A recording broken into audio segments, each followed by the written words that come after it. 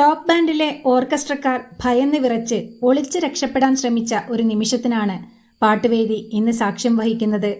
ജഗദീഷായി പാട്ടുവേദിയിലെത്തിയ മിഠായിക്കൂട്ടത്തിലെ കുട്ടിക്കാന്താരിയാണ് ഓർക്കസ്ട്രക്കാരെയടക്കം വിറപ്പിച്ചത്. നാരായം എന്ന ചിത്രത്തിലെ ജഗദീഷ് അഭിനയിച്ച് തകർത്ത ഖൽബിലൊരൊപ്പന പാട്ടുണ്ടോ എന്ന ഗാനവുമായി എത്തിയ താരം മനോഹരമായ എക്സ്പ്രഷനുകളുമായി വളരെ മികച്ച പ്രകടനമാണ് കാഴ്ചവെച്ചത്. ഗാനത്തിലെ മരമണ്ടൻ മണവാളൻ എന്ന വരി ടോപ്പ് ബാൻഡിലെ ഓർക്കസ്ട്രക്കാരായ സംഗീതജ്ഞരെ ചൂണ്ടിയാണ് കുട്ടിത്താരം പാടിയത്. ഇത് കേട്ട ഓർക്കസ്ട്രക്കാർ ഒളിക്കാൻ ശ്രമിക്കുന്ന കാഴ്ച രസകരമായിരുന്നു.